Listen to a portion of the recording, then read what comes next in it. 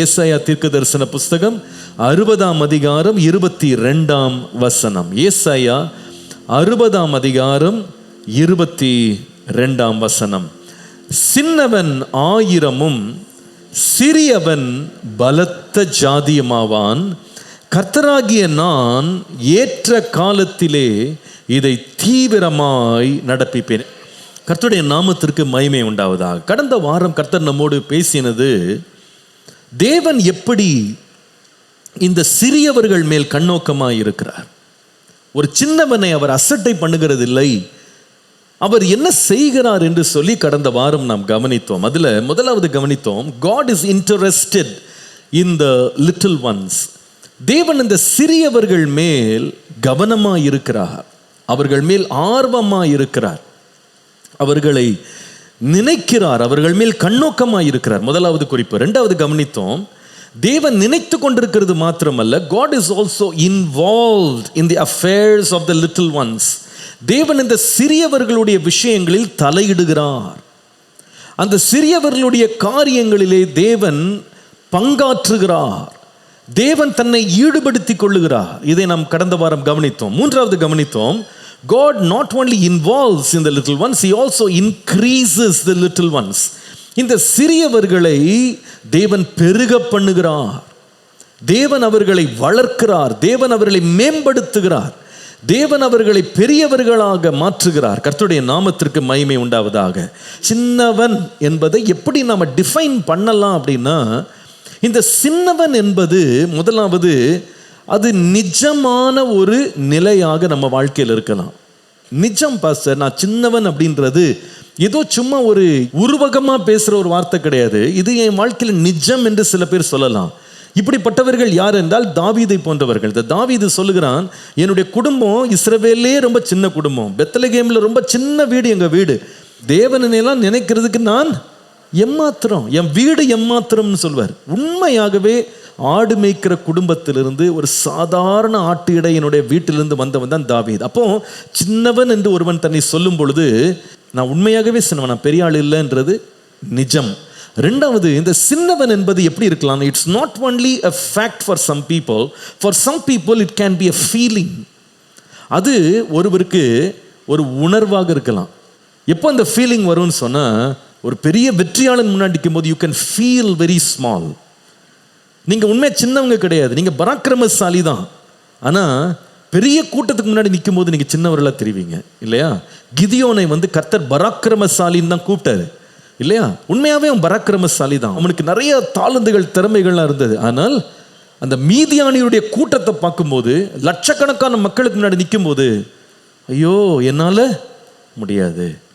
சில பேர் நல்லா தான் படிப்பாங்க, ஆனால் ஒரு பெரிய பரீட்சைக்கு முன்னால் ரொம்ப சிறியவர்களாக தெரிவாங்க, ஒரு பெரிய சவாலுக்கு முன்னால் சிறியவர்களாக தெரிவாங்க, தாளந்துள்ளவர்களாக இருப்பாங்க. ஆனால் அங்கே இருக்கிற போட்டி, அங்கே இருக்கிற பெரிய சவாலை பார்க்கும்போது, ஐயோ என்னால் முடியாது, எனக்கு பேச தெரியாது, அது மாதிரி they feel overwhelmed. This is a feeling for some people. ஒரு சிலருக்கு இட்ஸ் a fact. நான் எளியவன், சிறியவன் என்பது நிஜம். இன்னும் சில பேருக்கு என்னது, அது ஒரு உணர்வு. It's just a feeling. மூன்றாவது, இந்த சிறியவன் என்பது ஒரு சிலருடைய வாழ்க்கையில் அது ஒரு கட்டாயப்படுத்தப்படுதல். You are forced to be small. First, being small is a fact. Number 2, being small is a feeling. Number 3, being small is a forced predicament on your life. இது உங்கள் மேல் கட்டாயப்படுத்தப்பட்டது. உதாரணமாக நீங்கள் யோசேப்பை பார்ப்பீர்களானால், அவன் உண்மையை பார்த்தா அவங்க வீட்டில் ரொம்ப பிரியமானவன், அப்பா அவனுடைய அன்பையெல்லாம் பெற்றவன். ஆனால் அவனுடைய சகோதரர்கள் எல்லாம் ஒன்றா சேர்ந்து என்ன பண்ணிட்டாங்கன்னா, அவன் சிறியவன் என்பதை அவன் மேல் திணிக்க ஆரம்பிச்சாங்க. உன்னுடைய சொப்பனங்கள் நிறைவேறுமா, நீ அதிகாரி ஆவாயா, நீ பெரிய அந்தஸ்துக்கு வருவியா, உன்னை விற்று போடுவோம் அப்படின்னு கையும் காலையும் கட்டி அவனை வளர விடாதபடி அவனை சுற்றி மதிலை போட்டு விட்டாங்க. இது ஃபோர்ஸ்ட். உண்மை என்னன்னா, பாஸ்டர் நான் அப்படிப்பட்ட ஆள் கிடையாது, நான் நல்லா ஷைன் பண்ணுவேன், நான் நல்லா வளருவேன். ஆனால் சில பேர் என்னை மட்டுப்படுத்திக்கிட்டே இருக்காங்க, மட்டுப்படுத்தி என்னை ஃபோர்ஸ் பண்ணி என்னை சின்னவங்களா என்னை அடக்கி என்ன பண்ணியிருக்காங்க, வைத்திருக்கிறாங்க. ஆனால் நான் உங்களுக்கு அன்பாக சொல்லுவேன், சின்னவனாக இருப்பது உங்கள் நிலைமையாக இருக்கலாம், உங்கள் நிர்பந்தமாக இருக்கலாம். ஆனால் தேவனோ சின்னவனை 1000 மாற்ற வல்லவராயிருக்கிறார். அல்லேலூயா. யோபு 8:7 சொல்லுகிறது, உம்முடைய துவக்கம் அற்பமாயிருந்தாலும் உம்முடைய முடிவு சம்பூர்ணமாயிருக்கும். இந்த வசனத்திலிருந்து கர்த்தர் நம்மோடு கடந்த வாரம் பேசினாரு. இது அநேகருக்கு பிரயோஜனமா இருந்ததுன்னு நான் நம்புறேன். இந்த வாரத்திற்கான தேவ செய்திக்காய் கர்த்தர் சமூகத்தில் காத்திருந்த போது இந்த வசனத்தை திரும்ப என் மனதில் கர்த்தர் கொண்டு வந்து அதை தியானிக்க வைத்தார். அது என்ன தெரியுமா? தேவன் சின்னவனை பெரியவனாக்குவார்னு எழுதல, ஒரு சின்னவனை தேவன் 1000 மாற்றுவார். தேவன் எப்படி 1000 ஜனங்களை உயர்த்துவதும் 1000 மடங்கு பெருக பண்ணுவதும் 1000 மடங்கு அவர்களை வர்த்திக்க பண்றதும் எப்படி தேவனுடைய பிரியமாக சித்தமாக இருக்கிறது அப்படின்றத கர்த்தர் காண்பித்தார். இதனுடைய அர்த்தம் என்னன்னு சொன்னா, நீ சின்னவன்பா, ஆனா எண்ணி முடியாத அளவுக்கு உன்னை உயர்த்துவேன். நீ கற்பனை செய்து பார்க்க முடியாத உயரத்திற்கு உன்னை நான் உயர்த்துவேன். கிரகிக்க முடியாத ஒரு காரியத்தை உன் வாழ்க்கையில செய்வேன். அதுதானே வேதம் சொல்லுகிறது, நான் அறியாததும் நமக்கு எட்டாததுமான பெரிய காரியங்களை கர்த்தர் செய்வார். அல்லேலூயா. இந்த 1000 என்கிற வார்த்தை என் மனதை ரொம்ப தொட்டது. ஏன்னா வேதத்தில் எந்த வசனமே சும்மா ஏதோ ஒரு நம்பரை போடணும் அப்படின்னு ஆண்டு போடுறதில்ல. ஒவ்வொரு வார்த்தையும் அர்த்தம் உள்ளது, ஒவ்வொரு வார்த்தையும் ஜீவன் உள்ளது, ஒவ்வொரு வார்த்தையும் கருத்துள்ளது. இதை கர்த்தர் தியானிக்க வைத்தார். அப்போ இந்த 1000 பற்றி தியானிக்க வைத்த பொழுது தேவன் நம்முடைய வாழ்க்கையில இருக்கிற சின்ன நிலைமையிலிருந்து 1000 உயர்த்துவதற்கு தேவன் செய்கிற சில காரியங்களை கர்த்தர் எனக்கு காண்பித்தார். அதுல 3 காரியங்களை இன்றைக்கு தேவ சித்தத்தின்படி தேவ கிருபையின்படி உங்களோடு பகிர்ந்து கொள்ள விரும்புகிறேன். முதலாவது, உபாகமத்தின் புஸ்தகம் 1ஆம் அதிகாரம் 11ஆம் வசனத்தை பாருங்கள். எல்லாரும் சேர்ந்து வாசிக்கலாமா? 1:11. நீங்கள் இப்பொழுது இருக்கிறதை பார்க்கிலும் 1000 மடங்கு அதிகமாகும்படி உங்கள் பிதாக்களின் தேவனாகிய கர்த்தர் உங்களுக்கு சொல்லியபடியே உங்களை. அல்லேலூயா. முதலாவது எழுதிக் கொள்ளுங்க. A little one will become a company of 1,000 or a congregation of 1,000. ஒரு சிறியவன் 1000 என்ற நிலையிலே ஒரு பெரிய ஜனக்கூட்டமாக மாறுவான். அதான் ஆண்டவர் சொன்ன முதலாவது காரியம். இதை யாரை பார்த்து சொன்னார் என்றால், இஸ்ரவேல் என்னும் சிறு கூட்டத்தை பற்றி ஆண்டவர் சொன்னார்.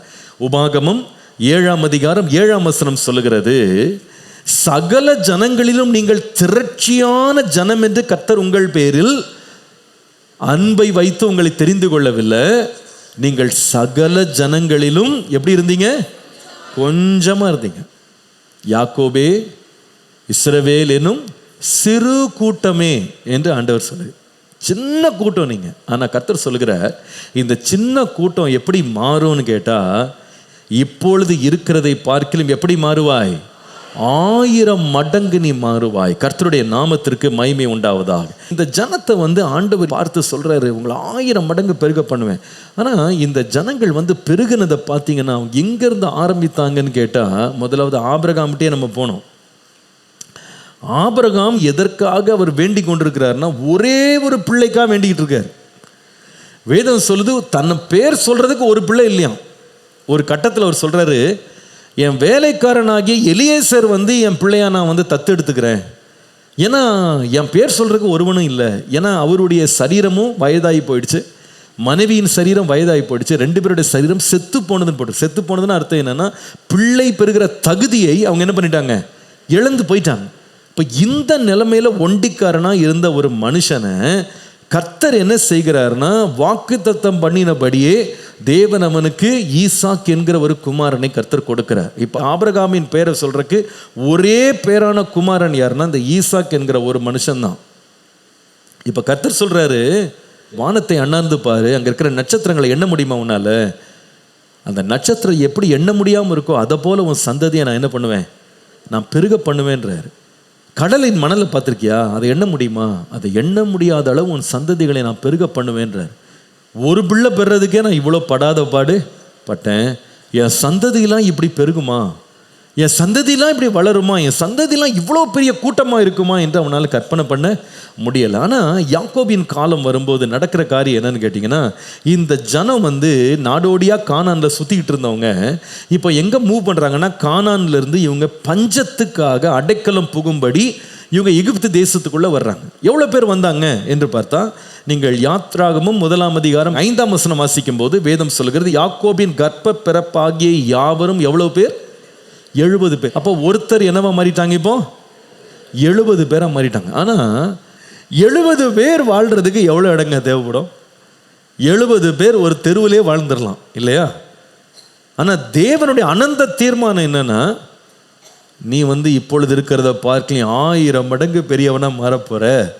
அதற்காக நான் என்ன பண்றேன்னா, இடத்தை ஆயத்தம் பண்றேன்னு சொல்லி ஒரு தேசத்தை தேவன் அவர்களுக்கு தருகிறார்.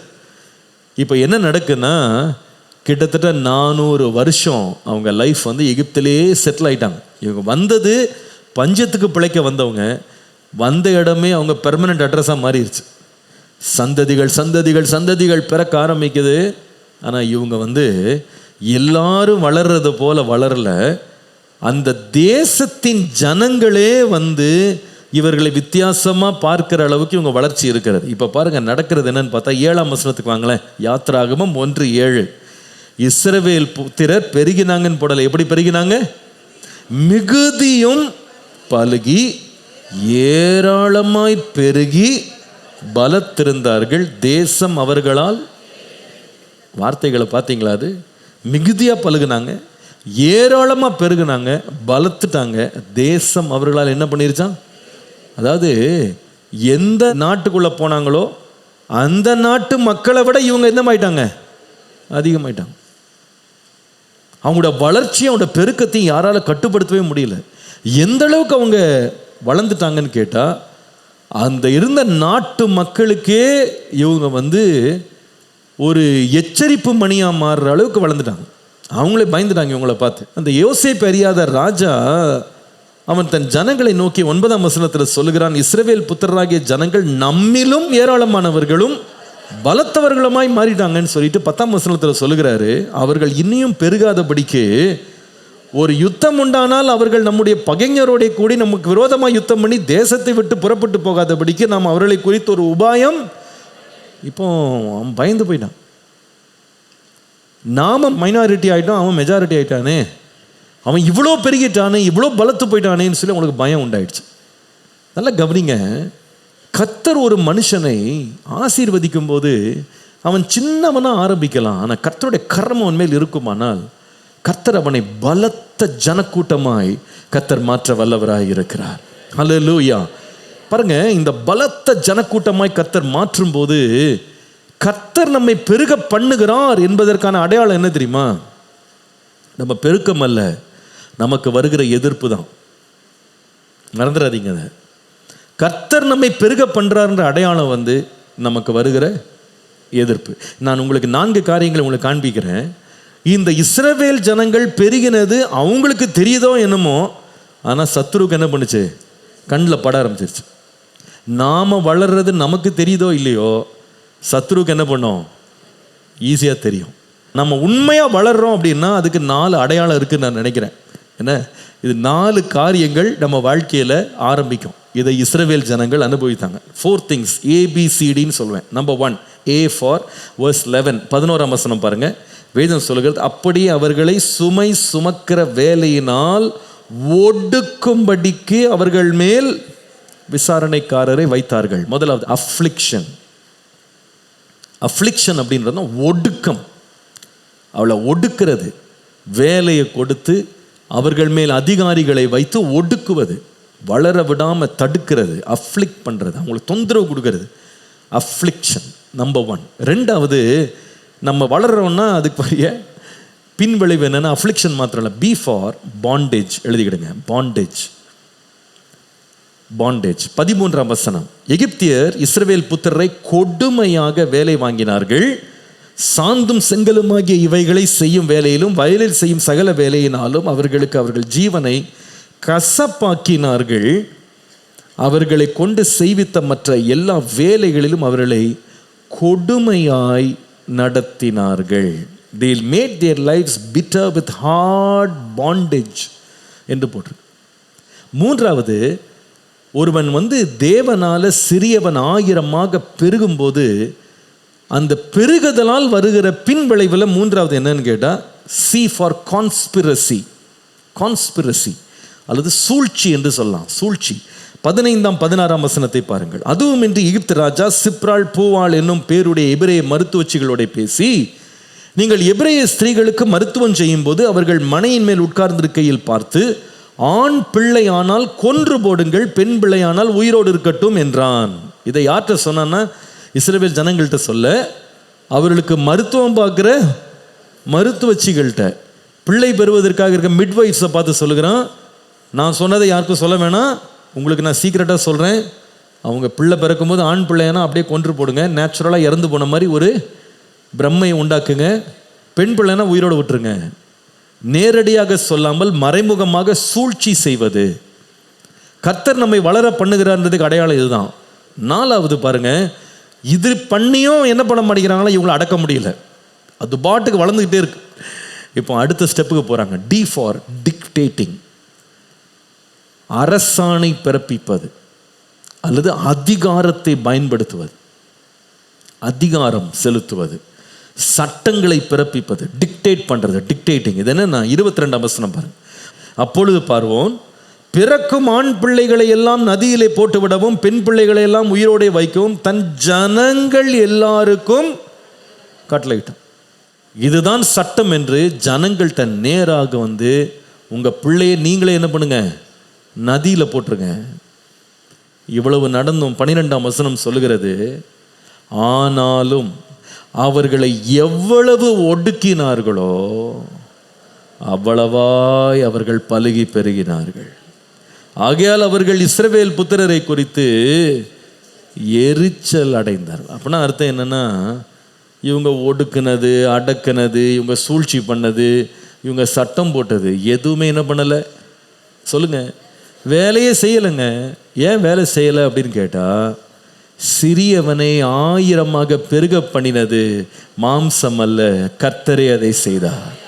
ஹல்லேலூயா. இந்த வார்த்தை இந்த நாள் தீர்க்க தரிசனமாக எடுத்துக்கொள்ளுங்க. உன் ஆரம்பம் அற்பமாக இருந்தாலும் முடிவு மகிமையாக இருக்கும், பெரிதாக இருக்கும்.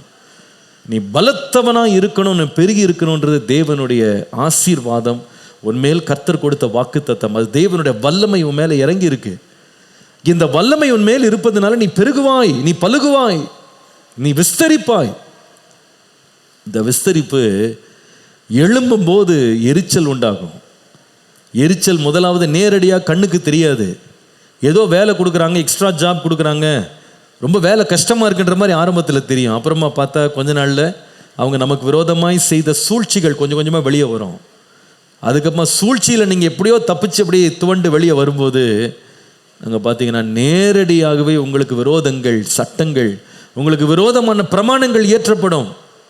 ஆனால் கர்த்தருடைய கரம் நம்மேல் இருப்பதனால எத்தனை சட்டங்கள் பிறப்பிக்கப்பட்டாலும், எத்தனை சதித்திட்டங்கள் போடப்பட்டாலும் தேவனுடைய ஆசீர்வாதத்தை தடுக்க ஒருவனாலும் முடியாது. ஹல்லேலூயா. நம்முடைய தேசத்தில் இது உண்மையாய் நடக்கும் பாருங்க. எத்தனை சதி செய்தாலும் சரி, எத்தனை சட்டங்கள் போட்டாலும் சரி, எவ்வளோ ஒடுக்கினாலும் சரி, கர்த்தர் சிறியவனை 1000 மாற்ற திட்டமிட்டிருக்கிறார். ஹல்லேலூயா. சிறியவன் பலத்த ஜாதியாவான். அதை யாராலும் தடுக்க முடியாது, எந்த அதிகாரமும் தடுக்க முடியாது. அதிகபட்சம் என்ன செய்யலாம், எரிச்சல் ஆகலாமே தவிர அதுக்கு மிஞ்சி என்ன பண்ண முடியாது, ஒன்றுமே செய்ய முடியாது, ஒன்றுமே செய்ய முடியாது. ஏனென்றால் பெருக பண்ணுகிறவர் கர்த்தர். எரிச்சல் அடைந்து அவர்கள் இல்பொருள் ஆவார்களை தவிர உனக்கு விரோதமாக எழும்பினவர்களை நீ தேடியும் காண மாட்டாய். ஏனென்றால் கர்த்தர் உன்னை இருக்கிற நிலையிலிருந்து 1000 மடங்கு விருத்தி ஆகும்படி கர்த்தர் உன்னை ஆசீர்வதித்திருக்கிறார், உன்னை ஆசீர்வதித்திருக்கிறார். அல்லேலூயா. பாலாக் என்ன செய்தான்னா, இஸ்ரவேல் ஜனங்களுடைய பெருங்கூட்டத்தை பார்த்தோன்னே பயந்துட்டான். பயந்து போய் பிலேயாம் என்கிற ஒரு மனுஷனை அவன் கூலிக்கு அமர்த்தி இவர்களுக்கு விரோதமாய் தீர்க்க தரிசனம் சொல்றான். இவங்களை சபிங்க, இவங்களை சபிச்சிங்கன்னா இவங்கெல்லாம் ஒளிஞ்சு போயிடுவாங்கன்னு சொல்லி சபிக்க சொல்கிறான். ஆனால் அந்த மனுஷன் சபிக்கிறதுக்குன்னு ஆண்டவர் போகாதன்னாரு, ஆனால் போயிட்டான். போனாலும் ஆண்டவர் அவன் வாயை கண்ட்ரோல் பண்ணிட்டார்.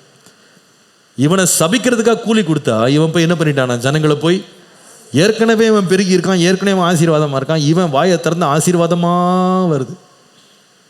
அப்போ கேட்குறான், என்னையா பண்ணுற, உன்னை நான் சபிக்கிறதுக்காக அனுப்புனேன், அவனுக்கு நீ ஆசீர்வதிச்சுட்டு வர்றியன்னா அவன் சொல்ல, நான் என்ன பண்ண முடியும், வாயை திறந்து அப்படி தான் வருது, அவனை பார்த்தா என்ன தான் வருது, சபிக்கணுன்னே வரலை.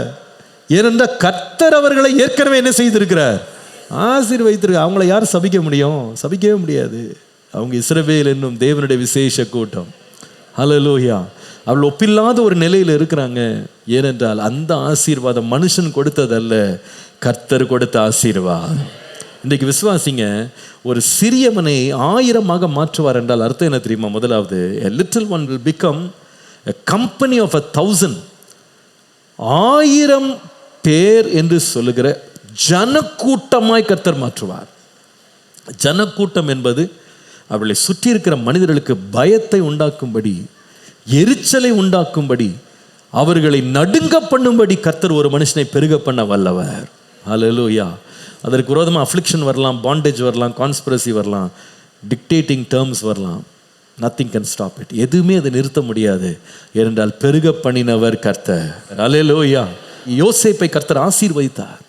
அவனை ஆசீர்வதித்ததனால் வேதம் சொல்லுது, நீ யார் என்றால் நீ கனிதரும் திராட்சை செடி. வில்வீரர் உன்மேல ரொம்ப எரிச்சலாகி அம்பெல்லாம் எய்தாங்க, ஆனால் அவனுடைய வில்லோ கர்த்தருக்குள்ளே பலத்திருந்தது. எவ்வளவோ அவனை அஃப்ளிக் பண்ணாங்க, எவ்வளோ பாண்டேஜில் போட்டாங்க, போட்டு சிறைச்சாலே அடித்து வச்சுருந்தாங்க, கையும் காலையும் தொழுவத்தில் மாட்டி வச்சுட்டாங்க. அவங்களால முடிஞ்சது அவ்வளவுதான். எவ்வளவோ சூழ்ச்சி பண்ணாங்க, அவன் வர்றதுக்கு முன்னாலே இவனை கொலை பண்ணலாம், அப்படி இவனை விற்று போடலாம்லாம் சூழ்ச்சி பண்ணாங்க இல்லையா? அவனுக்கு விரோதமான எல்லா செயல்களையும் ரொம்ப தந்திரமாக திட்டம் பண்ணி அவங்க அதிகாரத்துக்கு உட்படுத்திட்டோன்னு நினச்சாங்க. ஆனால் வேதம் சொல்லுகிறது, ஆரம்பத்தில் பார்த்த ஒரு சாதாரண எளிமையான ஒரு பலவீனமான ஒரு படர்ந்து வருகிற ஒரு செடியை போல இருந்த அவனுடைய வாழ்க்கை, அவனை சுற்றி கட்டப்பட்டிருந்த மதில் மேலேயே படர்ந்து விடும்படி கர்த்தர் செய்தார். அல்லேலூயா. ஒரு காலத்தில் பார்த்தீங்கன்னா, இந்த யோசேப்பினுடைய 11 சகோதரர்கள், அதில் 10 பேர் தான் இவனுக்கு விரோதிகள். பெஞ்சமினை விட்டுருங்க, 10 பேர் இவனுக்கு விரோதம் பண்ணுறாங்க. இவர்கள் தான் ரொம்ப பெரிய ஆட்கள் போல தெரியுறாங்க. இவங்க சொல்கிறது தான் சட்டம், இவங்க செய்கிறது தான் திட்டம், எல்லாமே இவங்களுக்கு தான், இவங்க நினைக்கிறது தான் நடக்குது. இப்படி செஞ்சிட்டு இருக்கும்போது ஒரு காலம் பார்த்தா இவங்க தான் பெரிய ஆட்களாக தெரிஞ்சாங்க. ஆனால் ஆண்டவர் சொல்கிறாரு, இந்த யோசேப்பு ஆரம்பத்தில் ஒரு சின்ன செடி மாதிரி தான் இருந்தான். கடைசியில் பார்த்தா அந்த மதில் மேலேயே என்ன பண்ணிட்டான், படர்ந்துட்டான். அர்த்தம் என்னன்னா, கொஞ்ச நாள் கழிச்சு அந்த மதில் இருக்கிற இடமே தெரியாமல் போயிடுச்சு. ஏன்னா இப்போ யாரும் மதிலை பார்க்க முடியல, அந்த மதில் மேல் இருக்கிற திராட்சை கொடியை தான் பார்த்தாங்க. கர்த்தர் அவனுடைய பேரை எவ்வளோ பெருமைப்படுத்தினார்னா, இந்த பார்வோனுக்கு இவர்கள் என்னுடைய சகோதரர்கள்னு யார் இன்ட்ரடியூஸ் பண்ண வேண்டியிருந்ததுன்னா யோசேப்பு தான் இன்ட்ரடியூஸ் பண்ண வேண்டியிருந்தது. மைனாரிட்டி மெஜாரிட்டி இன்ட்ரடியூஸ் பண்ணுறார். ஒரே தம்பி 10 பேரை கொண்டு போய் ராஜாக்கு முன்னாடி நிறுத்தி இவங்கெல்லாம் என் சகோதரர்கள் இன்ட்ரடியூஸ் பண்ணுற அளவு கர்த்தர் கொண்டு போயிட்டார். ஏன் தெரியுமா? அவனை பலப்படுத்தினது கர்த்தர். நீங்கள் இன்றைக்கு விசுவாசிங்க, ஆண்டவரே நான் சின்னவனாக தான் இருக்கேன், ஆனால் உம்முடைய கரம் என்மேல் இருக்கும், ஆனால் இந்த சிறியவனையும் 1000 பேரை போல பலப்படுத்த நீர் வல்லவர். விசுவாசி 2 கையை வைத்து சொல்லுங்க, ஆண்டவரே என்னை விரோதிக்கிறவர்கள் முன்பாக என்னை பெருக பண்ணுகிறதற்காக ஸ்தோத்திரம். ஹல்லேலூயா, ஹல்லேலூயா, ஹல்லேலூயா. என்னை ஒடுக்கலாம், என்னை அடக்கலாம், எனக்கு விரோதமாக சூழ்ச்சிகள் செய்யலாம், எனக்கு விரோதமாய் சட்டங்களை பிறப்பிக்கலாம், எவ்வளவோ என் வாழ்க்கையை கசப்பாக்குனா கூட கர்த்தருடைய ஆசீர்வாதம் எனக்குள்ளே இருக்கிறதுனால என்னை தடுக்க ஒருவரால் முடியவே முடியாது, ஒருவரால் முடியவே முடியாது, ஒருவரால் முடியவே முடியாது. என்னை 1000 மடங்கு பெருக பண்ணும்படி தேவன் திட்டமிட்டு விட்டார். தேவனே நீர் சொன்னபடியே செய்து முடிப்பீர், உம்முடைய வார்த்தை உண்மை உள்ளது, நீர் பெருகச் செய்வீர். ஹல்லேலூயா. தேவரீர் நீர் சகலமும் செய்ய வல்லவர், தேவனே உமக்கொப்பான தேவன் யார்? நீ செய்ய நினைத்தது, நீர் செய்ய நினைத்தது நிறைவேறும், நீ செய்வதை தடுப்பவன் யார்? நீ செய்ய நினைத்தது நிறைவேறும், தேவரீர் நீர் சகலமும் செய்ய வல்லவர், உமக்கொப்பான தேவன் யார்? தரிசனம் தந்தவர், பாடுவோம். தரிசனம் தந்தவர் நீரல்லவோ, தவறாமல் நிறைவேற்றி முடிப்பீரே. சவால்கள் என்றும் ஜெயித்திடுவே. கரங்களை தட்டி தேவரீர், தேவரீர் நீர் சகலமும் செய்ய வல்லவர். தேவனே உமக்கொப்பான தேவன் யார்? நீர் செய்ய நினைத்தது, நீர் செய்ய நினைத்தது நிறைவேறும். செய்ய நினைத்தது, நீர் செய்வதை தடுப்பவன் யார்? தேவரீர் நீர் சகலமும் செய்ய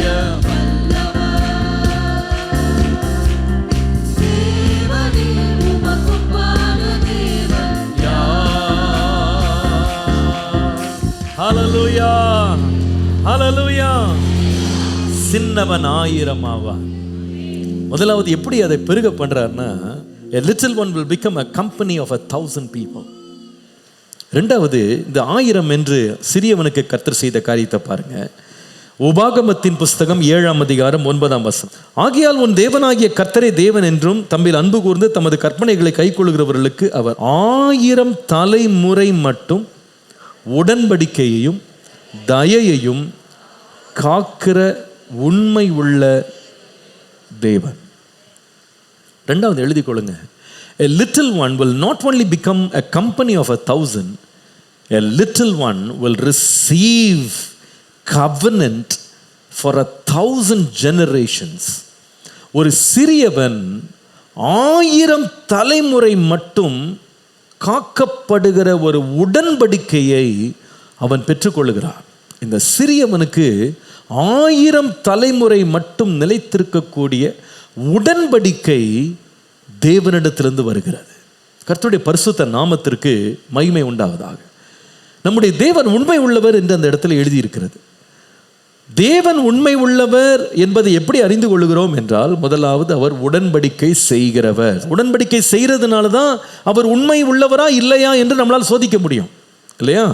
ஒருவர் உண்மை உள்ளவர் எப்படி சொல்கிறோம்னா, அவங்க வாக்குத்தத்தம் பண்ணுறதை வச்சு தான் அவங்க உண்மை உள்ளவங்களா இல்லையான்னு முதல்ல நம்ம சொல்ல முடியும். அவங்க வாக்குத்தத்தம் பண்ணுறதுக்கு அவங்க முதல்ல சக்தி படைத்தவங்களா இருக்கணும். they must be powerful to make a covenant.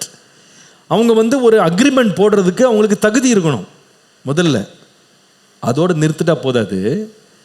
எப்படி தேவன் உண்மை உள்ளவர் கண்டுபிடிக்கிறோன்னா, செய்த வாக்குத்தத்தத்தை நிறைவேற்றுவதில் உண்மை உள்ளவர். அப்போ தான் அவர் உண்மை உள்ளவர் கண்டுபிடிக்கிறோம். முதலாவது அவர் வாக்குத்தத்தம் பண்ணணும் அல்லது உடன்படிக்கை பண்ணணும்.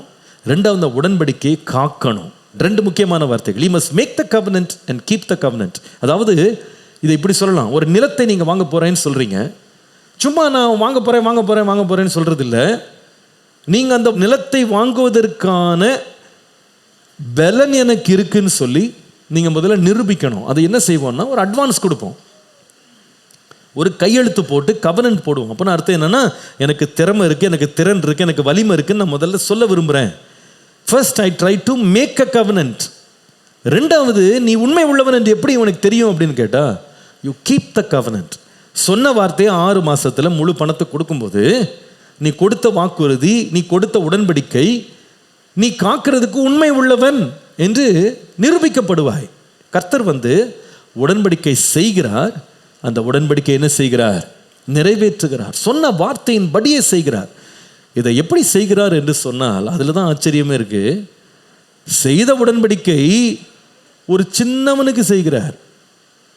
ஆனால் அந்த உடன்படிக்கை எவ்வளோ நாள் காக்கிறாரா? 1000 தலைமுறை மட்டும் அந்த உடன்படிக்கையை காக்க உண்மை உள்ள தேவன். அல்லேலூயா. நல்லா கவனிங்க. இந்த உடன்படிக்கைகளை பற்றி பைபிளில் நீங்கள் படிக்கும்போது அநேக உடன்படிக்கைகள் இருக்குது பைபிளில். உண்மையாக பார்த்தீங்கன்னா, முதலாவது உடன்படிக்கை யாரோடு செய்யப்பட்டதுன்னா, ஆதாமோடு செய்யப்பட்டது.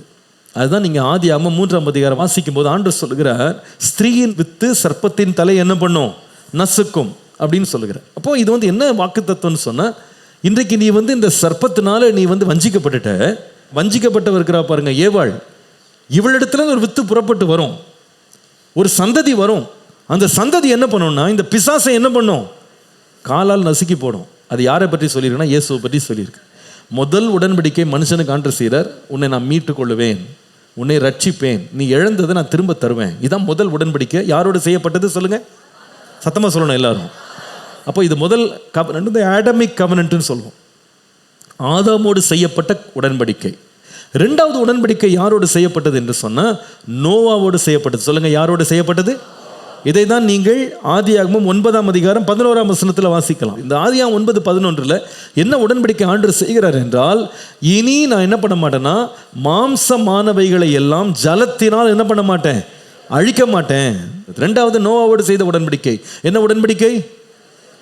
இந்த உலகத்தை நான் தண்ணீரினால் என்ன பண்ண மாட்டேன், அழிக்க மாட்டேன், உலகம் முழுவதையும் அழிக்க மாட்டேன் அப்படின்னு சொல்றாரு. மூன்றாவது அவர் செய்த உடன்படிக்கை என்ன உடன்படிக்கை என்றால் ஆபிரகாமோடு செய்த உடன்படிக்கை. சொல்லுங்க, என்ன உடன்படிக்கை? ஆபிரகாமோடு செய்த உடன்படிக்கை. இதுதான் நம்ம ஆதியாகமம் 12 முதல் 3 வசனங்களில் படிக்கிறோம். அதில் ஆண்டவர் ஆபிரகாமை பார்த்து சொல்லுகிறார், நீ உன் தேசத்தை விடு, உன் இனத்தை விடு, உன் ஜனத்தை விடு, நான் காண்பிக்கிற தேசத்துக்கு நீ புறப்பட்டு போ. 2ஆம் வசனத்தில் வாசிக்கிறோம், நான் உன்னை எப்படி பண்ணுவேன், பெரிய ஜாதி ஆக்குவேன், உன்னை ஆசீர்வதிப்பேன், உன் பேரை பெருமைப்படுத்துவேன், நீ ஆசீர்வாதமாய் இருப்பாய். 3ஆம் வசனத்தில் உன்னை ஆசீர்வதிக்கிறவர்களை ஆசீர்வதிப்பேன், உன்னை சபிக்கிறவர்களை சபிப்பேன், பூமியில் உள்ள வம்சங்கள் எல்லாம் உனக்குள்ள என்ன செய்யப்படும்.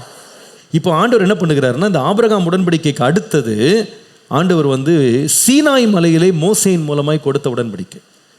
சீனாய் மலையின் உடன்படிக்கை, அது மோசை கவனன்ட்னு சொல்லுவோம். மோசைக்கு செய்த உடன்படிக்கை. இது நீங்கள் யாத்திராகமம் 24:3. மோசே கர்த்தருடைய வார்த்தைகள் யாவையும் நியமங்கள் யாவையும் ஜனங்களுக்கு அறிவித்தான். அப்பொழுது ஜனங்கள் எல்லாரும் ஏக சத்தமாய் கர்த்தர் அருளிய எல்லா வார்த்தைகளின்படியும் செய்வோம் என்று பிரதியுத்தரம் சொன்னார்கள். இந்த 4 விதமான உடன்படிக்கைகள் செய்யப்பட்டிருந்தாலும் இந்த உடன்படிக்கைகள் எல்லாமே ஒரு நிபந்தனையோடு தான் வந்துச்சு. இப்போ நம்ம திரும்ப நம்ம வசனத்தை வாசிக்க போகிறோம். நீங்கள் உபாகமம் 7:9 வாங்க. உன் தேவனாகிய கர்த்தரே தேவன் என்றும் தம்மில் அன்பு கூர்ந்து தமது கற்பனைகளை கை கொள்ளுகிறவர்களுக்கு, எல்லாரும் சொல்லுங்க, தம்மில் அன்பு கூர்ந்து தம்முடைய கற்பனைகளை கை கொள்ளுகிறவர்களுக்கு. அங்கே தான் இருக்கு கண்டிஷன். என்ன கண்டிஷன்னா, தேவன் அன்பு கூறணும், அவருடைய கற்பனைகளை என்ன செய்யணும், நீனு கை கொள்ளணும். இப்படி கை கொள்ளுவாயானால் ஆண்டவர் சொல்லுகிறார், 1000 தலைமுறை மட்டும் உடன்படிக்கை நான் காப்பேன். I will keep my covenant for 1000 generations. தேவன் வாக்கு பண்ணினவர், உண்மை உள்ளவர், அந்த வாக்கு தத்தத்தின்படி செய்ய அவர் வல்லவர். ஆனால் இங்கே என்ன நடக்குன்னு கேட்டால், தேவன் உடன்படிக்கை 1000 தலைமுறைக்குன்னு எழுதி கொடுத்தாலும் இந்த உடன்படிக்கை இந்த இஸ்ரவேல் ஜனங்களுடைய வாழ்க்கையில் நிஜமாக அனுபவிக்கப்பட முடியல. உன்னை ஆசீர்வதிப்பேன், பெருக பண்ணுவேன், இந்த தேசத்தில் நிலைத்திருக்க பண்ணுவேன், என்னென்னமோ வாக்குறுதி பண்ணுறாரு.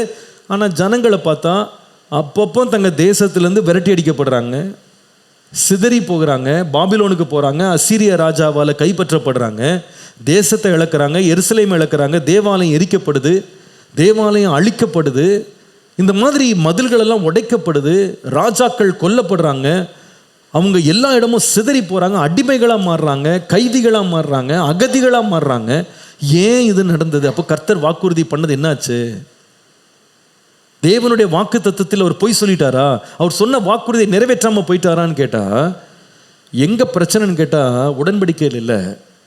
எங்கே பிரச்சனைன்னு கேட்டால், அந்த உடன்படிக்கையை பெற்ற ஜனங்க இருக்கிறாங்க பாருங்க, அந்த உடன்படிக்கை அவங்க எப்படி இல்லை, உண்மையாக இல்லை, அவங்க தகுதி உள்ளவர்களாக இல்லை, அந்த உடன்படிக்கை அவங்க வாழ்க்கையில் நிறைவேறாமலாம் போயிடுச்சு. ஏன்னு சொன்னால் அவங்க அடிக்கடி தேவனுக்கு விரோதமாக முறுமுறுத்தாங்க, பாவம் செய்தாங்க. அவர் சொன்னார், நீ என்ன அன்பு கூறு, என்னுடைய கற்பனைகள் இப்படி செய்யணும். ரெண்டுமே அவங்க செய்யலை. தேவனை அன்பு கூறாமல் அந்நிய தேவர்களை அவங்க நேசித்து அதன் பின்னால் போயிட்டாங்க. தேவனுடைய கற்பனைகளுக்கு விரோதமாக செயல்பட்டு எதை செய்யாதேன்னு சொன்னாரோ அதை அவங்க செய்தாங்க இல்லையா? விக்கிரகங்களை ஆராதிக்காதன்னு சொன்னார், விக்கிரகங்களை ஆராய்ச்சாங்க. விபச்சாரம் செய்யாதன்னார், செஞ்சாங்க. களவு செய்யாதன்னாங்க, களவு செஞ்சாங்க. ராஜா முதற்கொண்டு களவு செய்தான். ராஜா முதற்கொண்டு குற்றமில்லாத ரத்தத்தை சிந்தி கொலை செய்யாதேன்னு சொன்ன கற்பனைகளை உடைச்சாங்க இல்லையா? அவங்க வாழ்க்கையில் பல தாறுமார்கள். ஒவ்வொரு ராஜா ஒவ்வொரு கற்பனையை உடைச்சிட்டே வரான் இல்லையா? சாலமோனை பார்த்தீங்கன்னா அந்நிய மனைவிகளை கட்டி கொள்கிறான். அதனால அவன் சொந்த கையினால் எந்த மனுஷன் தேவாலயத்தை கட்டினானோ அதே மனுஷன் விக்கிரகங்களுக்கு கோயிலை கட்ட ஆரம்பிச்சான். தேவன் கடுங்கோபமானார். பின்னால் வர்ற சந்ததியெல்லாம் பார்த்தீங்கன்னா சொந்த ஜனங்களே திருடுறாங்க. நாபோத்தின் திராட்சை தோட்டத்தை திருடினது யாருன்னு கேட்டால் சொந்த ராஜா தான். ஆகாப் தான் அவனை திருடி அவனை கொலை பண்ணி, இந்த மாதிரி நிறைய கற்பனைகளை உடைச்சிட்டே வராங்க. அவங்க கற்பனைக்கு உண்மையாக இல்லாததுனால தேவனும் தன்னுடைய வாக்குத்தத்தத்தை என்ன பண்ணலை, நிறைவேற்றலை. அவருடைய உடன்படிக்கையில் அவர் உண்மையாக இருக்க முடியலை. பிரச்சனை எங்கன்னு சொன்னால் ஜனங்கள் நடுவிலே பிரச்சனை வந்தது.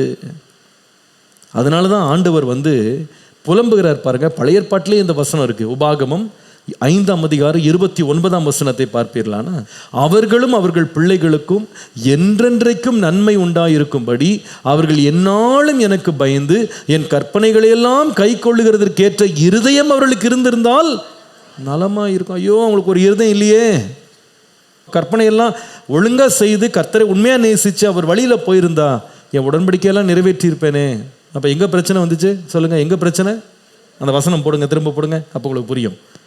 அவங்க ஏன் கை கொள்ளாமல் போனால், கை கொள்வதற்கு ஏற்ற இருதயம் அவர்களுக்கு இருந்திருந்தால். அப்போ எங்கே பிரச்சனை? கரெக்ட், எங்கே பிரச்சனை? இருதயம் சரியா இல்லை. அவங்க இருதயத்தில் கர்த்தரை உண்மையாக நேசிக்கலை, இருதயத்தில் கர்த்தருக்கு கீழ்ப்படிய விருப்பம் இல்லாமல் போயிடுச்சு. Their heart was bad. That's why they couldn't fulfill the edicts of the covenant. ஆண்டவர் கொடுத்த அந்த உடன்படிக்கையை தேவன் காத்துக்கொள்ள உண்மை உள்ளவர், வல்லவர். ஆனால் இந்த ஜனங்களுக்கோ அந்த உடன்படிக்கை என்ன கண்டிஷன்ஸ் போட்டுச்சோ, நிபந்தனைகள் போட்டுச்சோ, அதை செய்கிறதுக்கு இவங்களுக்கு என்ன இல்லை, இருந்தேன் இல்லை. எப்படின்னா, நிலம் விற்கிறவர் நிலம் விற்க ரெடியாக தான் இருக்காரு. ஆனால் அக்ரிமெண்ட் போட்டவன் என்ன பண்ணுறான்னா, காசு இல்லைன்னு சொல்லிடுறான், இப்போ வாங்க மனம் இல்லைன்றான். அப்போ விற்கிறேன்னு சொல்லி உடன்படிக்கை பண்ணவன் விற்பானா? விற்க மாட்டான் இல்லையா? நீ சொன்னபடி காசை கொடுத்துருந்தீங்கன்னா என்ன பண்ணியிருப்பேன், நிலத்தை கொடுத்துருப்பேன்னு சொல்லுவான். கர்த்தர் சொல்கிறாரு, 1000 தலைமுறை மட்டும் உடன்படிக்கை காக்கிற உண்மை உள்ளவர்ப்பா. உடன்படிக்கை செய்த நான் உடன்படிக்கை நிறைவேற்ற வல்லவர்.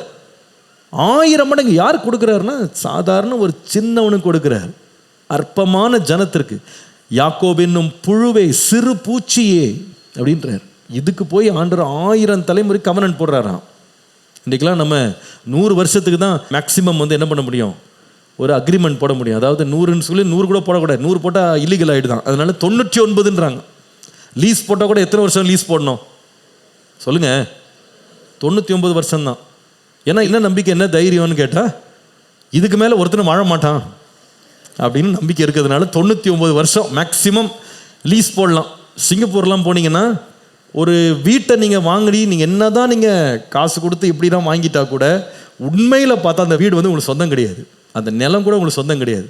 ஏன்னா அந்த நிலம் கவர்மெண்ட் பேரில் தான் இருக்கும். 99 வருஷம் தான் மேக்ஸிமம் நீங்கள் அதை என்ஜாய் பண்ணலாம். 99 வருஷம் கழித்து திரும்ப அந்த நிலத்தை நீங்கள் வாங்கணும். என்ன மாதிரி திட்டம் பண்ணி வச்சுருக்காங்க பாருங்கள் அந்த நாட்டை. நீங்கள் என்ன தான் ஒரு ஃப்ளாட்டை கட்டினா கூட அதை கவர்மெண்ட் ஒரு வருஷம் செக் பண்ணிகிட்டே இருப்பாங்க. செக் பண்ணிகிட்டே இருக்கும்போது 50 வருஷம் தான் அதோடைய லைஃப் டைம். அவ்வளோதான், அம்மா இடிச்சு போட்டுருவாங்க. திருப்பி நீங்கள் என்ன பண்ணணும், அதை ரீயூஸ் பண்ணுறதுக்கு காசு கட்டி தான் திரும்ப அதை நீங்கள் கட்டி எழுப்பணும். அந்த ஊரில் ஒரு கார் நீங்கள் வாங்கினீங்கன்னா அதிகபட்சம் 15 இயர்ஸ், 15 வருஷம் தான் ஒரு காரை நீங்கள் என்ன பண்ணணும், யூஸ் பண்ணலாம். அக்ரிமெண்ட்டே அப்படி தான். எங்கள் சொந்தக்காரங்க நான் வாழ்நாள்லாம் ஓட்டுவேன், நம்ம ஊரில் ஓட்டுற மாதிரி கறி வண்டி மாதிரி போகும் பாருங்க, அந்த மாதிரிலாம் ஓட்ட முடியாது. 15 வருஷம் கழித்த பிறகு ஒரு இடத்துக்கு நீங்கள் போனோம், காரை எடுத்துகிட்டு போனீங்கன்னா அந்த காரை ஒரு மிஷின் வச்சு அப்படியே நசுக்கி சூட்கேஸ் மாதிரி கையில் கொடுத்துருவான். உண்மைங்க. அதை எடுத்துகிட்டு போய் நீங்கள் சப்மிட் பண்ணணும் கவர்மெண்ட்டை. இந்த காரை 15 வருஷம் யூஸ் பண்ணேன், 15 வருஷம் கழித்து இதை நான் இனிமேல் பயன்படுத்த மாட்டேன்றது மிஷின் வச்சு ஃபுல்லாக நசுக்கி, தகடு மொத்தத்தையும் நசுக்கி சூட்கேஸ் மாதிரி கையில் கொடுத்துருவானா. அதை எடுத்துகிட்டு போய் சப்மிட் பண்ணி இனிமேல் இந்த காரை நான் ஓட்டுறதுக்கு வாய்ப்பே இல்லைன்னு நிரூபிக்கணும். எப்படி? இன்றைக்குள்ள அரசாங்கம் அப்படி செய்யும்போது ஆண்டவர் சொல்கிறார், உனக்கு நான் லீஸ் போடுறேன். எவ்வளோ வருஷம்? 4 உடன்படிக்கை செய்தார். ஆதாமோடு செய்தார், 2வது நோவாவோடு செய்தார், ஆபிரகாமோடு செய்தார், மோசேயோடு அல்லது இஸ்ரவேல் ஜனங்களோடு செய்தார். 4 உடன்படிக்கையும் இந்த ஜனங்க காப்பாற்றலை. அவங்க சந்ததிகள் காப்பாற்றலை. தேவனுக்கு உண்மையாக இல்லை, அவருடைய கற்பனைகளை கீழ்ப்படியல், அவருக்கு பயப்படலை.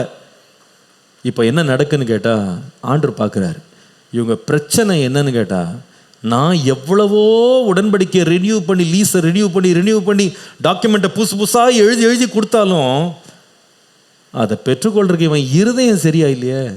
வாங்கும் போது சிரிச்சுக்கிட்டே தான் வாங்குறான், வசனம் கேட்கும்போது அல்லேலியா போட்டே தான் வாங்குறான், வீட்டுக்கு போனவனே எல்லாத்தையும் மறந்துடுறானே, இவனை என்ன பண்ண அப்படின்னு கர்த்தர் பார்க்குறாரு.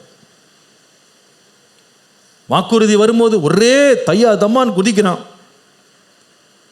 நான் ஆண்டவருக்கு உண்மையாக இருப்பேன்னு சொல்லி இங்கே சத்தியம் பண்ணிட்டு போகிறான். ஆனால் அடுத்த நிமிஷமே தேவனை மறந்துடுறான். அப்போ என்ன பிரச்சனைன்னு கண்டுபிடிக்கிறாருன்னா, வாக்கு தத்தத்தில் பிரச்சனை இல்லை, உடன்படிக்கையில் பிரச்சனை இல்லை, எதில் பிரச்சனை? அப்போ கர்த்தர் பார்க்குறாரு, இவன் இருதயத்தை மாற்றணுமே. இந்த உடன்படிக்கையை நான் கற்பனைகள் எழுதி கொடுத்தேன், ஆனால் அதை உடைச்சு போட்டாங்க. இப்போ ஆண்டவர் சொல்கிறாரு, நான் அவர்களுக்கு ஒரு புதிய இருதயத்தை தரணும். என் கற்பனையும் உடன்படிக்கையும் நான் எங்கே எழுதுவேன்னா கற்பனைகள் இல்லை, எதில் எழுதுவேன்? இருதயத்திலே எழுதுவேன். ராமேன்னு சொல்லுங்க. இப்போ இந்த இருதயத்தில் எழுதுறதுக்கு என்ன வழின்னு கேட்டால், இவர்களுக்கு ஒரு புதிய இருதயத்தை நான் தரணும். இந்த புதிய இருதயம் எப்படி வரும் அப்படின்னு கேட்டால், இயேசு கிறிஸ்துவின் மூலமாக வரும். அதனால தான் இந்த 4 உடன்படிக்கைகள் எல்லாம் பலவீனப்படும் போது இதை விட்டு ஒரு மேன்மையான உடன்படிக்கையை எபிரேயர் 10ஆம் அதிகாரம் 16-17 வாசிக்கிறோம். வேதம் சொல்லுகிறது, அந்த நாட்களுக்கு பின்பு நான் அவர்களோடே பண்ணும் உடன்படிக்கையாவது, நான் என்னுடைய பிரமாணங்களை அவர்களுடைய இருதயங்களில் வைத்து அவைகளை அவருடைய மனதில் எழுதுவேன் என்று கர்த்தர் சொல்லுகிறார் என்பதை உரைத்த பின்பு, அவருடைய பாவங்களையும் அவருடைய அக்கிரமங்களையும் நான் இனி நினைப்பதில்லை என்று சொல்லுகிறார். அல்லேலூயா. இது என்ன உடன்படிக்கை தெரியுமா? எல்லாரும் சொல்லுங்க, புதிய உடன்படிக்கை. சத்தமா சொல்லுங்களேன், அல்லேலூயா. 5 உடன்படிக்கை படித்தோம். முதல் உடன்படிக்கை என்னது? சத்தமா சொல்லணும் எல்லாரும். ஆதாமுக்கு செய்யப்பட்ட உடன்படிக்கை. 2வது நோவாவோடு செய்யப்பட்ட உடன்படிக்கை. 3வது ஆபிரகாமோடு செய்யப்பட்ட உடன்படிக்கை. 4வது மோசையோடு அல்லது இஸ்ரவேல் ஜனங்களோடு செய்யப்பட்ட உடன்படிக்கை. 4 உடன்படிக்கை என்ன பண்ணிட்டாங்க ஜனங்க? உடைச்சு போட்டாங்க.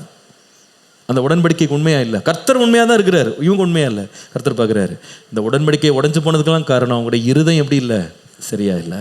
அதனால புதிய இருதயத்தை கொடுக்கும்படி இந்த உடன்படிக்கையை நிறைவேற்றுகிற 2ஆம் ஆதாமாக இயேசு இறங்கி வந்தார்.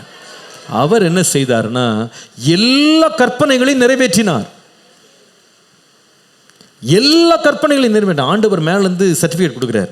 இப்போ இது வரைக்கும் 4 பேர் இந்த டாக்குமெண்ட் வாங்கினாங்க பாருங்க, எந்த டாக்குமெண்ட்டுமே லேண்டாக மாறல. 4 கூட்டமும் கோர்ஸ் ஆரம்பிச்சது, 4 கூட்டமும் போய் அட்மிஷன் வாங்கிச்சு. ஆனால் எதுக்குமே கிராஜுவேஷன் வரல. கிராஜுவேட் ஆன ஒரே ஒருத்தர் யாருன்னா இயேசு மாத்திரம்தான். அவரை பற்றி தான் மேலிருந்து சாட்சி வருது, இவர் என்னுடைய நேசகுமாரன், இவரில் நான் எப்படி இருக்கிறேன், பிரியமாய் இருக்கிறேன். அல்லேலூயா. மனுஷனுக்கும் தேவனுக்குள்ள உடன்படிக்கை முழுவதுமாய் நிறைவேற்றின 2ஆம் ஆதாமாக இயேசு இறங்கி வந்தார். அந்த கவனன்ட் அவர் நிறைவேற்றினார் பாருங்க. இப்போ ஆண்டவர் என்ன சொல்றாருன்னா, இந்த புது உடன்படிக்கையை நான் உங்களோடு நான் என்ன பண்றேன்னா இப்போ செய்கிறேன். இந்த புதிய உடன்படிக்கையை நீங்க பின்பற்றும்படி, நீங்க அதில் பங்குள்ளவர்களாக இருக்கும்படி என்ன செய்கிறேன்னா, இப்போ உங்களுக்கு ஒரு புதிய இருதயத்தை நான் தர்றேன். நீங்க என்னை விசுவாசிச்சா போதும். நீங்கள் என்னை விசுவாசிக்கும் போது, என்னை ஏற்றுக்கொள்ளும் பொழுது நீங்கள் யாராக மாறுவீங்கன்னு கேட்டால், ஒருவன் கிறிஸ்துவுக்குள்ளே இருந்தால் அவன் யாராக இருக்கிறான், புதிய சிருஷ்டியாக இருக்கிறான். பழையவைகள் எல்லாம் ஒளிந்து போயின, எல்லாமே புதிதாக மாறிடுச்சு. அல்லேலூயா. இப்போ கர்த்தர் சொல்கிறாரு, இங்கே பாருப்பா, இப்போ இருதயத்தில் எழுதப்பட்ட இந்த கற்பனை என்னவா மாறுகிறதுன்னு கேட்டால், இப்போ நான் அவனோட செய்கிற உடன்படிக்கை 1000 தலைமுறை மட்டும் காக்கிறதுக்கு நான் உண்மை உள்ளவராக இருக்கிறேன். ஹல்லேலூயா. இது எவ்வளோ பெரிய ஆசீர்வாதம் தெரியுமா? கர்த்தர் இந்த சிறியவனுக்கு 1000 மடங்கு அவனை பெருக பண்ணுகிறது தேவன் கொடுக்கிற பெருக்கம். 2வது, இந்த சிறியவனுக்கு 1000 தலைமுறை மட்டும் நிலைத்திருக்கிற உடன்படிக்கையை தேவன் செய்திருக்கிறார். ஹல்லேலூயா. கர்த்தருடைய நாமத்திற்கு மகிமை உண்டாவது. ஆண்டவரே, இந்த உடன்படிக்கையில் நான் நிலைத்திருக்க எனக்கு கிருபை தார். இந்த உடன்படிக்கை எப்படி ஒருவன் செய்கிறான் தெரியுமா? தேவனோடு ஒருவன் உடன்படிக்கை செய்யும் போது இந்த புதிய உடன்படிக்கைக்குள்ள எப்படி வருகிறான்னா, ஞானஸ்நானத்தின் வழியாக வருகிறான். ஞானஸ்நானம் என்பது தேவனோடு நல் மனசாட்சியோடு செய்கிற புதிய உடன்படிக்கையாக இருக்கிறது. உடன்படிக்கை, இட்ஸ் அ கவனன்ட்.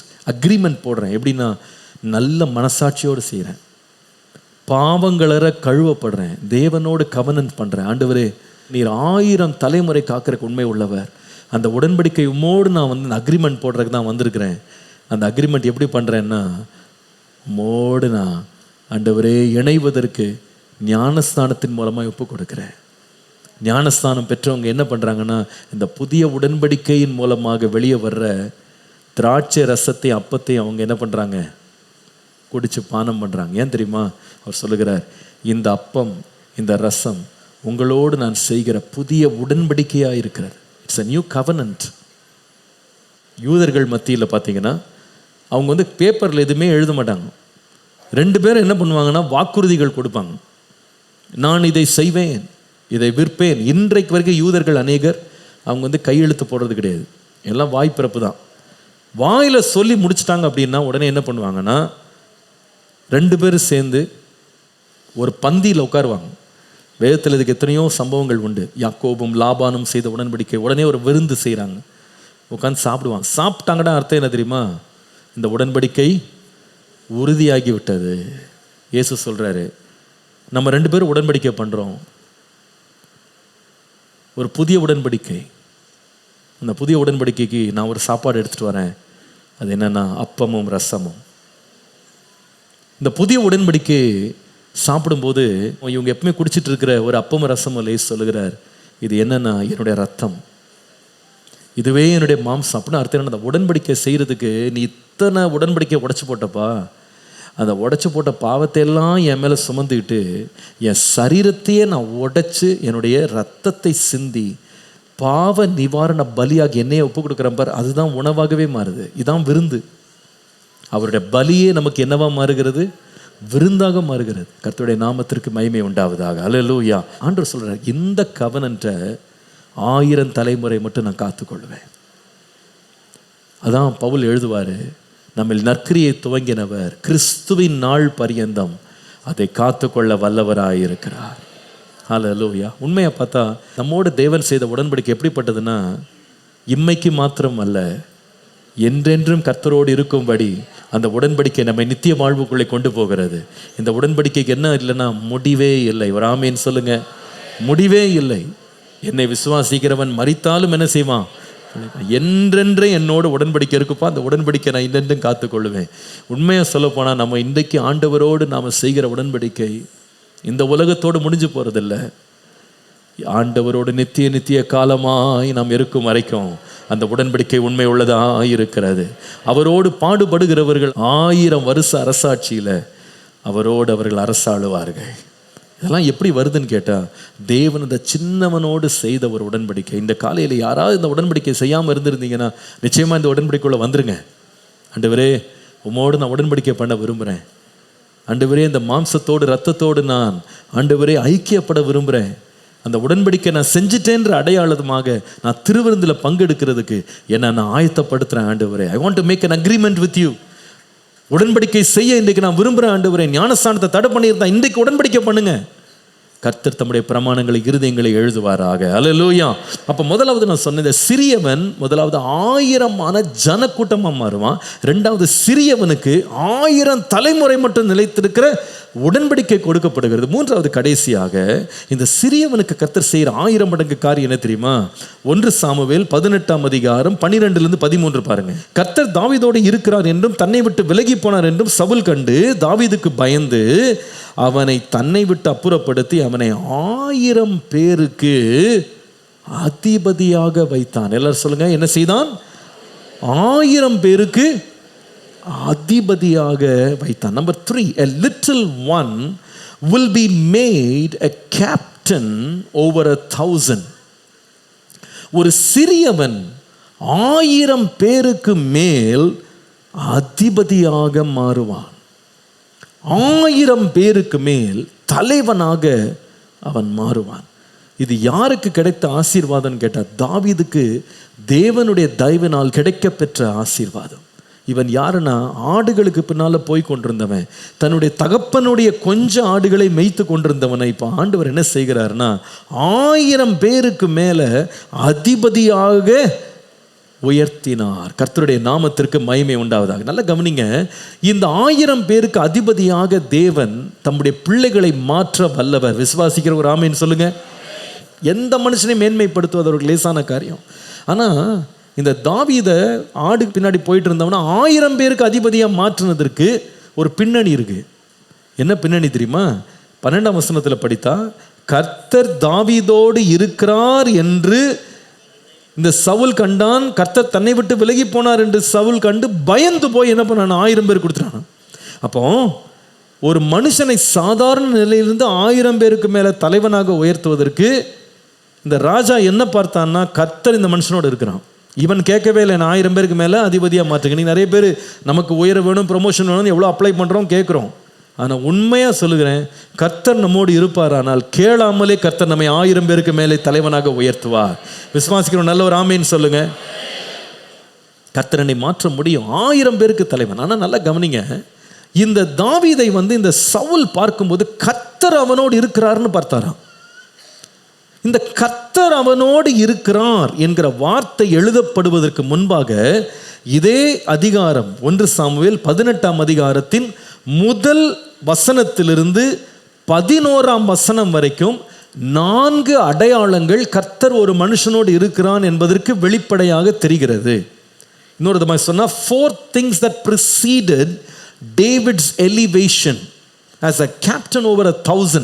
1000 பேருக்கு மேலாக தலைவனாக இருக்கும்படி கர்த்தர் அவனோடு இருக்கிறார் என்பதை வெளிப்படுத்தும்படி 4 காரியங்கள் வெளிப்படையாக தெரிகிறது. ஒரு மனுஷனை கர்த்தர் உயர்த்த போகிறார், ஒரு மனுஷனோடு கர்த்தர் இருக்கிறார், அவனை பெருக பண்ண போகிறார், 1000 பேருக்கு மேல் அவனை தலைவனாக ஒரு உயர்ந்த இடத்துல அவனை மேன்மைப்படுத்த போகிறார் என்பதற்கு முன்னோடியாக இந்த 4 காரியங்கள் தாவீதின் வாழ்க்கையில் வெளிப்பட்டது. முதலாவது, his associations, அவனுடைய ஐக்கியங்கள். The friendships he attracted. முதலாம் வசனம் வாசிக்கலாம். அவன் சவுலோடு பேசி முடித்த பின்பு யோனத்தானுடைய ஆத்துமா தாவீதின் ஆத்துமாவோட ஒன்றாய் இசைந்திருந்தது. யோனத்தான் அவனை தன் உயிரை போல சிநேகித்தான். 3ஆம் வசனம், யோனத்தான் தாவீதை தன் ஆத்துமாவை போல சிநேகித்ததினால் அவனும் இவனும் உடன்படிக்கை பண்ணி கொண்டார்கள். இங்க கருத்து என்னன்னு கேட்டா, ஒரு மனுஷனை கர்த்தர் உயர்த்துறதுக்கு முன்னால கர்த்தர் அவனோடு இருக்கிறான்னு கண்டுபிடிக்கிறதுக்கு முதல் அடையாளம் என்னன்னா, தேவன் கொண்டு வருகிற உயர்ந்த உறவுகள். ஆடு மேய்க்கிற பையன் அவனுக்கு யார் ஃப்ரெண்டா மாறுறா அப்படின்னு கேட்டா, யார் மாறுறா? ராஜாவுடைய பையனே ஃப்ரெண்டா மாறிட்டான். நான் உங்களுக்கு இந்த வார்த்தையை ஒரு தீர்க்க தரிசனமாக சொல்ல முடியும். கர்த்தர் உங்களோடு இருந்து உங்களை உயர்த்த போகிறார் அப்படின்றதுக்கு அடையாளம் என்னன்னா, பெரியோர்களுடைய சம்பந்தங்கள், பெரியோர்களுடைய இணைப்புகள், பெரியோர்களோடு நீங்கள் கலக்கும்படியாக, சேரும்படியாக, அவர்களோடு ஐக்கியப்படும்படியாக கர்த்தர் அதிசயமான விதத்தில் உங்களுக்கு கான்டாக்ட்ஸ் ஆண்டர் கொண்டு வருவார். இது ஆச்சரியமாக இருக்கும் உங்களுக்கு. இவங்களை நான் தூரத்துலேருந்து பார்த்தேன், இவங்களெல்லாம் பிரமிப்பாக நான் பார்த்தேன், ஆனால் இவங்கெல்லாம் எனக்கு நண்பர்களாக மாட்டாங்களே, இவங்கெல்லாம் எனக்கு சாதாரணமாக பழக்கத்துக்குள்ளே வரும்படி கர்த்தர் என்னை கொண்டு வந்தார். இந்த ராஜாவின் பிரசனத்தில் நிற்கிறது கூட இவன் தகுதி இல்லாதவன். இவன் சும்மா கிட்டார் வாசிக்கிறதுக்காக சவுலுடைய பிரசனத்துக்கு கொண்டு வரப்பட்டவன் இல்லையா? அவனுடைய விசிட்டிங் கார்டு எடுத்து பார்த்தீங்கன்னா, யாருடைய விசிட்டிங் கார்டு வச்சிருக்கேன்னு கேட்டால், ராஜா பையனை என் மேலே உயிரை போல நேசிக்கிறான். இவனா கேட்டதுனால இல்லை, கர்த்தரே அந்த அசோசியேஷனுக்குள்ள அவனை திருப்புறார். நான் நிச்சயமாய் நம்புகிறேன், கர்த்தர் உங்களை உயர்த்துவார், பெருக பண்ணுவார் என்பதற்கான முதல் அடையாளம் கர்த்தர் உங்களுக்கு கொண்டு வரப்போகிற அசோசியேஷன்ஸ். இதை வாக்குத்தத்தமாக நீங்கள் எடுத்துக்கொள்ளுங்க. என்னை கர்த்தர் பெரியோர்களோடு இணையாக கடந்து செல்லும்படி, நடந்து போகும்படி, இணையும்படி கர்த்தரனை கொண்டு வருவார். That is number 1. ரெண்டாவது, his astuteness, his astuteness அல்லது his wisdom, அவருடைய ஞானம்.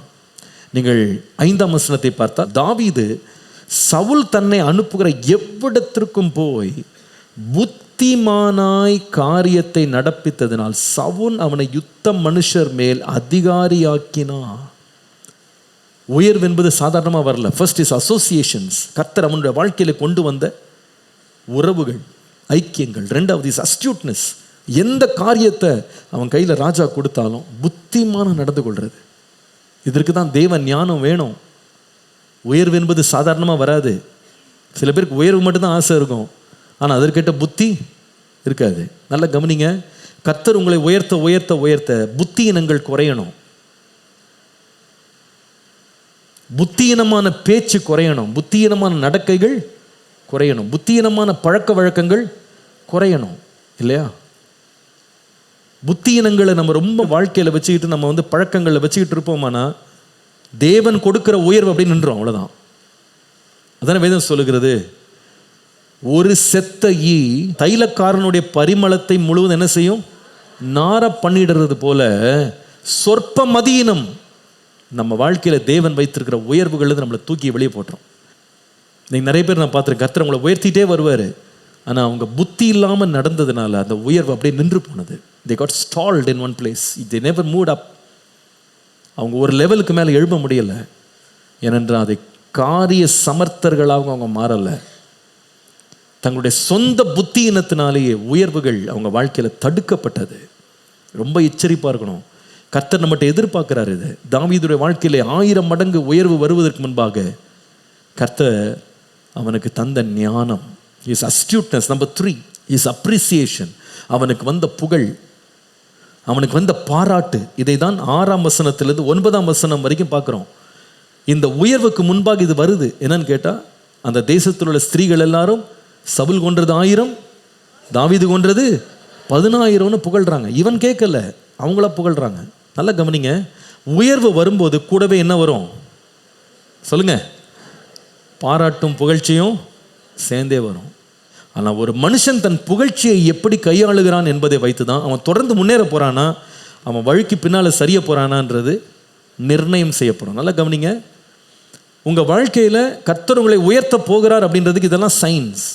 முதலாவது வந்து தேவன் பெரியவர்களோடு கொண்டு வருகிற அசோசியேஷன்ஸ், கொண்டு வருகிற ஐக்கியங்கள். ரெண்டாவது, நீங்கள் பெரிய காரியங்களை கொடுக்கப்படுவதற்கு முன்பாக நீங்கள் எவ்வளவு காரிய சித்தியாக இருக்கிறீங்க, ஞானமாக நடந்துக்கிறீங்க அப்படின்றதுல ஜாக்கிரதையாக இருக்கணும்.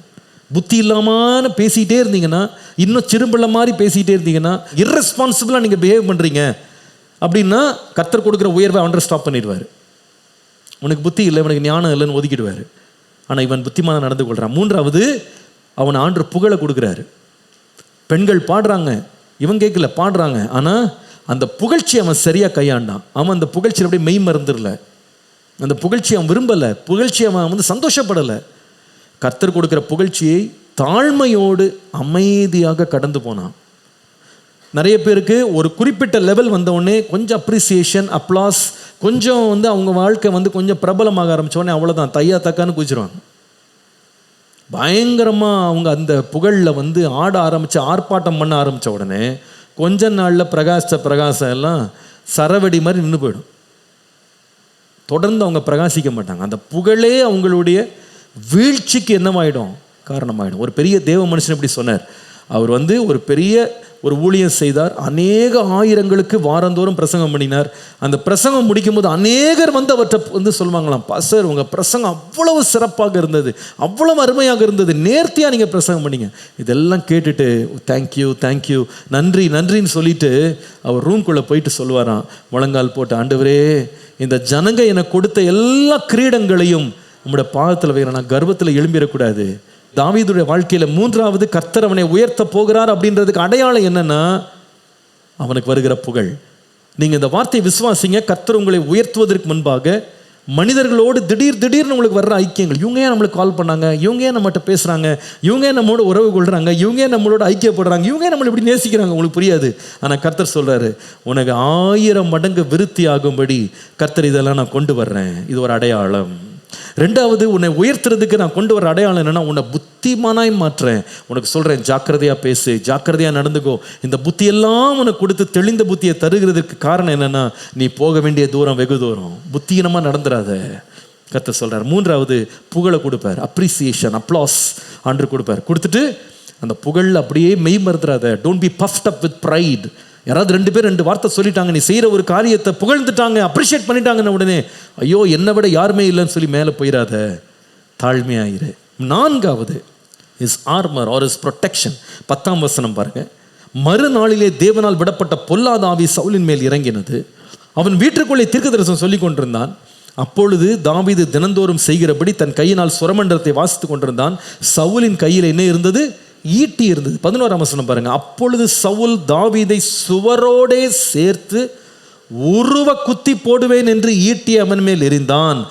ஆனாலும் தாவீது விலகி 2 தரம் அவனுக்கு தப்பினான்.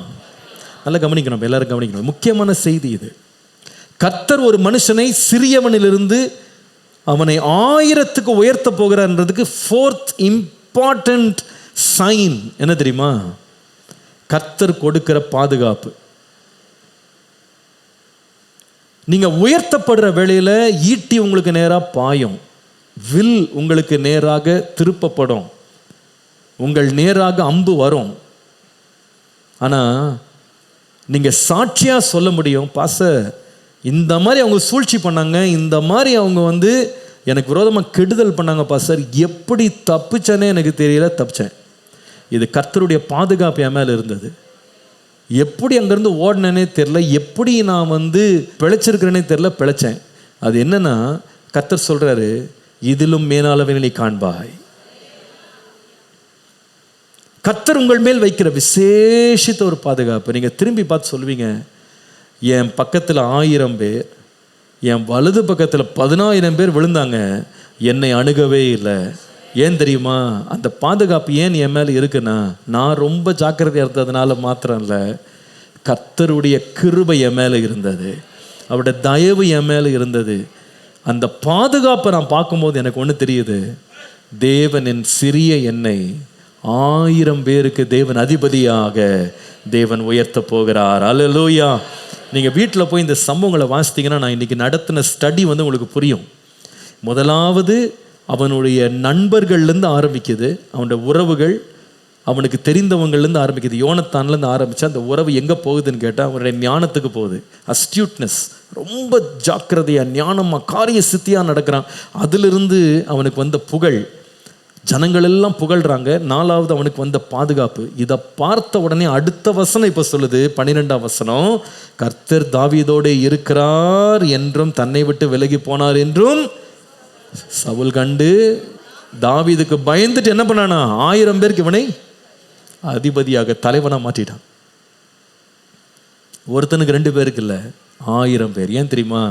கர்த்தர் கொடுத்த வார்த்தை என்னவென்றால், சின்னவன் 1000ஆக மாறுவான். எத்தனை பேர் இன்றைக்குள்ள வார்த்தையை நீங்கள் விசுவாசிக்கிறீங்க? A little one will become a company of 1000. ஒரு சிறியவன் 1000 பேரான ஜனக்கூட்டமாய் மாறுவான். 2வது, சின்னவனுக்கு 1000 தலைமுறைக்குரிய வாக்கு தத்தம் அல்லது உடன்படிக்கை கொடுக்கப்படும். 3வது, ஒரு சின்னவன் 1000 பேருக்கு தலைவனாய் மாறுவான். இதை யார் செய்வா தெரியுமா? கர்த்தரே இதை செய்வார். இன்றைக்கு ஆண்டவரே, இந்த வார்த்தையும் வாக்கு தத்தமும் என் வாழ்க்கையில் நிறைவேறக்கு என்னை அர்ப்பணிக்கிறேன்னு சொல்லுங்க. கர்த்தர் நிச்சயமாய் மேன்மைப்படுத்துவார், உயர்த்துவார். அவருடைய நாமம் ஒன்று மகிமைப்படுவதாக. ஹல்லேலூயா.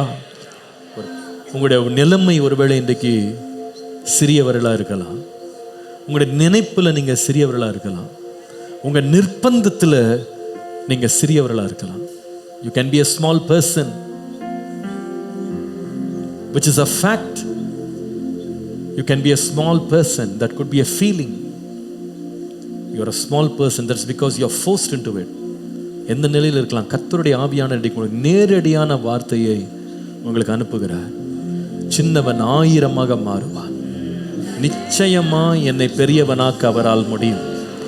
நீங்க விசுவாசிங்க, கர்த்தர் என்னை வர்த்திக்க பண்ணுவார், என்னை விருத்தி ஆக்குவார். அதற்கு கர்த்தர் எப்படி செய்வார் என்பதை இன்றைக்கு நம்ம படித்தோம். நான் சொன்னேன், முதலாவது ஒரு பெரிய ஜனக்கூட்டமாக மாற்றுவார். அந்த ஜனக்கூட்டமாக மாறுறது ரொம்ப ஈஸி இல்லை. அதற்கு நிறைய எரிச்சல், நிறைய பொறாமை, எதிர்ப்பு, கட்டுப்பாடு, சூழ்ச்சிகள், இதெல்லாம் தாண்டி தான் அங்கே பெரிய கூட்டமாக மாற முடியும். It's not going to be easy path. ஆனால் கர்த்தர் சொன்னதை செய்வார். 2வது, கர்த்தர் 1000 தலைமுறைகளுக்கும் காக்கப்படுகிற வாக்கு தத்தம் தருவார். அந்த வாக்கு தத்தத்தை நாம் பெறுவதற்கு நாம் என்ன செய்யணும்னா, நாம் ஒரு புதிய இருதயம் உள்ளவர்களாக இருக்கணும். அப்போ தான் அந்த வாக்கு தத்தம் நிறைவேறும். அவர்கள் அன்பு கூர்ந்து அவர் கற்பனைகளை செய்கிறவர்களாய் மாறும்போது அந்த வாக்கு தத்தம் நிறைவேறும். அதற்கு தேவனோடு உள்ள உடன்படிக்கை அவசியம்.